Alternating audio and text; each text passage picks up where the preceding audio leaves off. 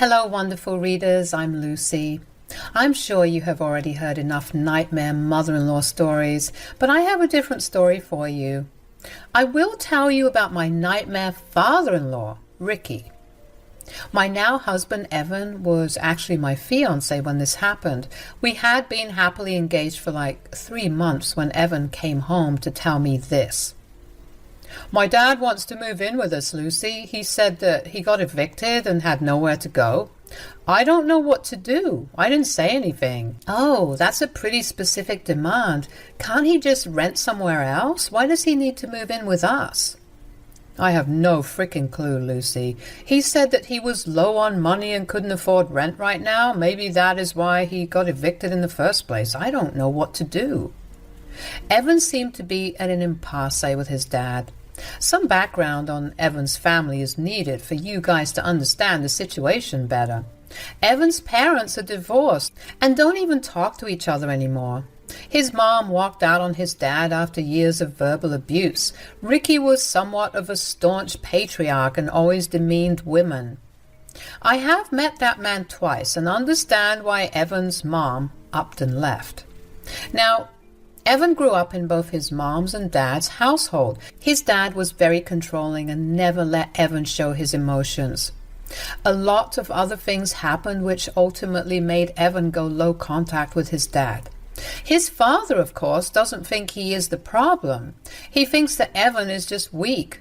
When suggested therapy, his dad simply said that men don't go to therapy. You get the picture now. They talked very rarely, but Ricky had been reaching out more often after my engagement with Evan. It was kind of suspicious. I will say that I wasn't exactly thrilled at the idea of Ricky living with us. I owned my house outright and I didn't want some patriarch trying to order me around. But I also wanted Evan to try and see if his father had changed, so I said, "You can let him stay here for some time, Evan. Make sure he knows that it's not permanent." Are you really okay with that, Lucy? I don't want you to be uncomfortable and miserable in your own house.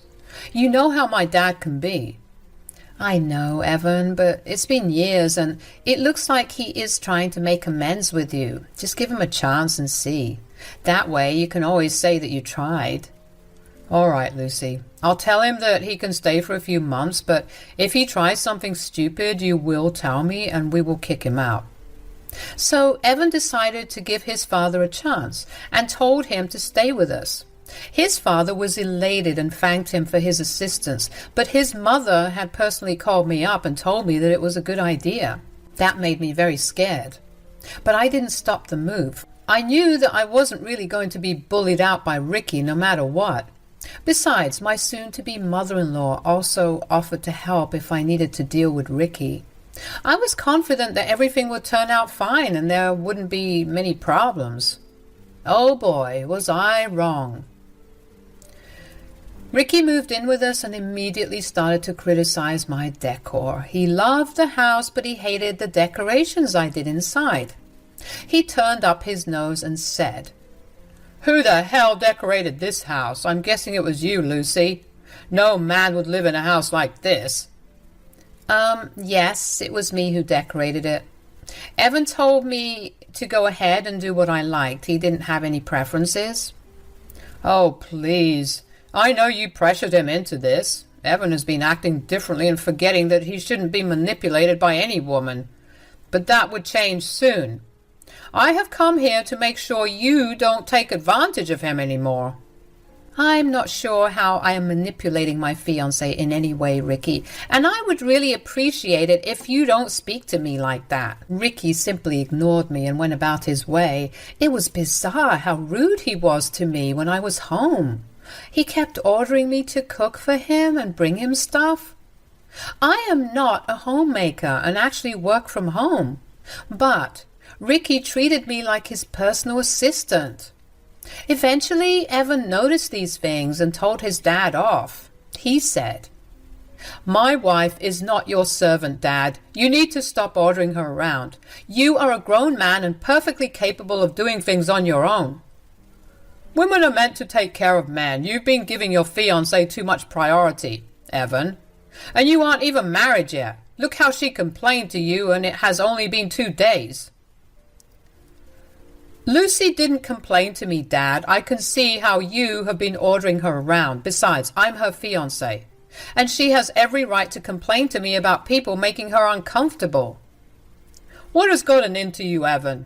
You should let her know her place. Pampering her and shielding her is not a solution. She will end up being in control of your life and take everything from you. One of these days you will wake up and realize what a gold digger your fiancé is, and you will be sorry. I will say this once, Dad. You will never speak about my fiancé like that. She is not a gold digger, and you will not insult her again. This is not your house, so you don't get to say what happens here. You are a guest, and you need to remember that. Don't take our generosity for granted. Ricky seemed taken aback by Evan's behavior. He shut up really quickly, but was red with anger. I was baffled to know that he expected me to be at his beck and call like a servant. I was already starting to question my decision, and so was Evan. We talked about the situation and decided to give Ricky a little more time to adjust. The next few days were slightly better. Ricky still ordered me around, but not as much as before. However, I often saw him try to move furniture or take down my decorations. I simply didn't want an argument with him, so I avoided a confrontation. But that was a mistake on my part. About 5 days after Ricky moved with us, I came home to my bags packed and out on the patio. I was out grocery shopping and had no clue why my stuff was sitting outside my house. I rang the doorbell and Ricky came out with a smug look on his face. I was honestly pretty confused about what was going on. Evan had already left for the office, so I had to talk to Ricky to figure out what was going on. I said, "What is this, Ricky? Why is my stuff outside? Did you do this?" "Oh, yes, it was all me, Lucy. I had to make sure you don't make excuses to go inside when I tell you what I'm about to tell you."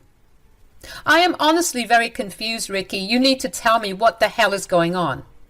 "Well, I'm kicking you out of my son's house. You will leave and find a different place for yourself." It took me a while to register what he was saying. It was simply too bizarre and sudden for it to make sense to me. I was already feeling uncomfortable with the fact that Ricky went through my stuff and packed it up for me, but the most upsetting fact was that he was trying to kick me out of my own home. I also didn't miss how he called it his son's home. Everything just made my head spin. I looked at Ricky and said, "You have to be kidding me. What the hell are you even saying?" "You heard what I said, Lucy. I'm the head of this house now, and I won't allow a gold digger like you to stay here anymore." "You are freaking crazy, Ricky. This is ridiculous. You can't just kick me out of the house like that. Did you even talk to Evan about this?" "I can and I will, Lucy. I don't need my son's permission for anything. I'm his father, so he will agree with whatever I do." "But why are you even doing this? You are not making any sense. What's the point of kicking me out?" "I won't let my son hand over his house to you. He can be a little naive when he's with you. Also, I've seen how you manipulate him into doing women's work. I need to save my son by kicking you out. You think I don't know your intentions?" "Oh, really, Ricky? Then enlighten me by telling me what exactly are my intentions." "I'm not stupid, Lucy. I know you will somehow make Evan share his house with you. I know women like you. You will marry Evan for his money and then divorce him so that you can take his wealth. The moment you marry him, you will make him give you the house. I won't let that happen." "So your plan is to kick me out of the house and then what, Ricky? How will this make any difference?" "Well, after I kick you out, I will make my son sign over this house to me. He knows that only men should own houses. I will take my time and make him sign over this house before your wedding. That way, you will never have any claim over this beautiful house." I literally laughed at Ricky while he told me his elaborate plan of making the house in his name. He did think about this a lot and came up with a plan he thought was perfect. He was convinced that his son, who doesn't even like him anymore, would hand over the house to him just because he's a man. He was delusional to think he had that much power over Evan. He was going to get the shock of his life soon, and it will be for 2 different reasons. I got the first opportunity to tell him how his plan wasn't foolproof. I said, "Ricky, that's a great plan, actually, but I don't think it will work at all here. You wasted all your time and energy for nothing." "Oh, don't act smart with me, Lucy. I won't let you manipulate me or my son. I will get through his head faster than you can. I will make him see the truth and hand over the house to me." "I don't think he can just hand over the house to you, Ricky. You may have some misconceptions about this house." "What the hell do you mean? Have you already asked Evan to make you a co-owner?" "I won't let that happen. I won't let you steal his house." "I don't know how it would be possible for me to steal this house. And I don't know why you keep calling this your son's house, Ricky. This house was never your son's to begin with." "What? Don't you frickin' lie to me, woman. I know for a fact that you are not renting. My son has said that it is a personal property, so I know this is his house." "Evan didn't lie, Ricky. This house is personal property, but it's not his. The house is actually mine. I am the sole owner of this place." My soon-to-be father-in-law looked shocked when I revealed the truth to him. It was like he couldn't comprehend what I had just said. My super patriarchal father-in-law couldn't believe that a woman, especially like me, could even own a house like this. For a moment he stood there in shock, but then he surprised me by bursting into laughter like I had told a joke. He said, "That was a nice one, Lucy. You are a funny woman. But you are also delusional. This house is not yours. It belongs to my son, and, like I said, I won't let him hand it over to you." "I'm not joking with you, Ricky. If you just let me inside the house, I can even show you the proof that this house belongs to me. I got it shortly after Evan proposed." "That's impossible. You are lying to get rid of me. A woman like you cannot own a house. You are bluffing. It won't work with me." "Is that so, Ricky? Do you really think I'm bluffing? Why don't we call your son here and ask him? He will tell you the truth, right? Let's see what he has to say." Ricky was confident that I was lying to him. In his smugness, he told me to go ahead and call Evan. I immediately called Evan and told him that he needed to come home immediately. Evan was a little concerned and got to the house in record time. When he got out of his car and walked towards us, he noticed my bags outside. He looked really confused about why my stuff was lying around in the front yard. He walked up to us and said, "What happened? What's going on here, Lucy? Why is your stuff outside?" "Well, your father had the bright idea of kicking me out today. He even kindly packed my bags and brought them outside so that I won't waste time packing." "Wait a damn minute. My dad did what?" Evan was genuinely surprised and super angry. I looked over at Ricky and saw that he was a little uncomfortable in his quest to prove me a liar. He forgot the fact that he was throwing me out of the house without even consulting Evan. When he looked at his son's angry face, he realized that things would not be as easy as he had thought. He quickly took hold of the conversation and said, "Evan, I promise I have a reason to do this. I know I should have talked to you, but I am the man of this house now. I did what I thought was right." "What bullshit are you talking about, Dad? You were not the man of the house. You were just a guest. And you had no right to try and kick my fiancé out of the house." "Come on, Evan. You know well enough that I will always be the man of the house, especially since I'm here now. I'm your father, after all. Did you forget everything I taught you?" "Oh, I do remember whatever bullshit you had taught me when I was young. They are useless and do nothing but put you in control. You groomed me to accept whatever bad decision you made for your own benefit." Ricky now looked even more shocked with the way Evan talked to him. I was so freaking proud of my fiancé. I didn't even have to say anything at all. He was super angry at Ricky and lashed out at him for trying to kick me out. And he got even more pissed when Ricky tried to sort of discipline him and claim to be the man of the house. Ricky was now visibly shaken and said, That's no way to talk to your father, Evan. This is not what I taught you. I see that your fiancé has already started to turn you against me. Now I'm even more convinced that I'm doing the right thing in throwing her out. No one has taught me anything, Dad. I realized a long time back what a selfish and egotistical jerk you are. And you have no right to throw my fiancé out. How the hell do you think this is okay? Why do you think I will support this? Evan, you need to hear me out. This woman is already poisoning you against me. I'm seeing this with my own eyes. Eventually she will marry you and make you hand over this precious house to her. You will lose, Evan, and I am trying to avoid that. Oh, really, Dad? You seem to have the exact idea of how Lucy will make this house her own. Listen to me, Evan. Let's kick Lucy out, and then you can sign over the house to me. That way, your house will be safe, even if Lucy tries to divorce you. Ricky thought he was being smart in his explanation.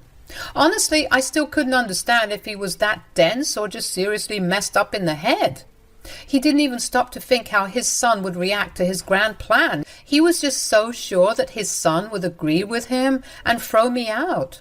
Well, he looked really shocked when Evan practically yelled at him and said, "How dare you even suggest that my fiancé is a gold digger when it's you who wants to take the house? You made this grand plan just so you can make this house yours. Am I right, Dad?" "Evan, you are taking this the wrong way. Lucy will take this house away from you. You need to be the sole owner of this place as a man. I'm just looking out for your best interests." "I don't need you to meddle in my life, Dad. And why the hell did you automatically assume that I was the owner of the house? How is Lucy going to steal the house when it is her property?" I was smirking hard when Evan confirmed what I had told Ricky. For Ricky, this was a big blow. All his plans were for nothing. He wasn't going to have his name on a house anymore. His dreams had been crushed. Ricky was now feeling a little shaken and couldn't understand what he should say. He looked at Evan with a dumbstruck expression, willing him to say that he was joking. I decided to do a little victory dance in my head and poke fun at Ricky, saying, "There you go, Ricky. Your own son cleared it up for you. This house is mine and not his." "That is impossible. Evan is lying to protect you. You are not capable of buying a house." "Oh, shut up, Dad, for God's sake. Lucy's perfectly capable of buying a house on her own. She doesn't need to steal it from someone like you had planned. Looks like we should be throwing you out instead of Lucy." Ricky was now visibly panicking at this suggestion. He was kind of scared that we would throw him out after this incident. He was with us for only 5 days, so it's not like he could claim tenancy or something. Ricky knew he was in deep shit, so he tried to deflect and make it seem like it wasn't a big deal. He laughed nervously and said, Now, don't joke with your poor father. We don't need to do anything drastic." "Oh yes, we definitely need to do something drastic, just like you did. What's the matter, Dad? Can't take the same treatment that you dish out?" "Come on now, Evan. This is just a simple misunderstanding. Your fiancée is very smart with money. I'm impressed with her." "I don't think she's really impressed with you, Dad, especially since you didn't even apologize to her." "Oh, right. I'm sorry for the misconception, Lucy. You can come right back in. This is your house after all." Ricky was now changing his tactics because he had no place to go. I could feel his nervousness and was kind of feeling good about it. But if he thought I was going to let him get away with this behavior, he was dead wrong. And I didn't buy his apology at all, so I hummed in response and said, "I don't know, Ricky. You were right. I can go back into the house since I own it, but I don't think you can." "What? What do you mean, Lucy?" "The fact that you just tried to kick me out isn't sitting well with me. You also touched my stuff without my permission. I don't trust you around my house anymore." "Oh, come on, Lucy. It was a simple misunderstanding. Don't make it into a big deal. Let's just go back in and forget what happened. I already offered you an apology. Am I right, Evan?" "I don't think your apology would make a difference anymore, Dad. You crossed your limits and showed us exactly who you are. I don't want you in the house either, but it's Lucy's decision to make. What do you say, Lucy?" Well, I say that you are not welcome to stay at my house anymore, Ricky. I will be respectful towards you and let you pack your own stuff, but I want you out today. You are not welcome to stay here. In fact, you are never welcome to come back here for any reason. Yes, I was kicking my soon-to-be father-in-law out of my house. What he did was unacceptable, and I wasn't in the mood to give second chances. His own son didn't want him around the house either. That sealed the deal for me. I was proud of Evan for standing up for me. However, Ricky was not in a good position now.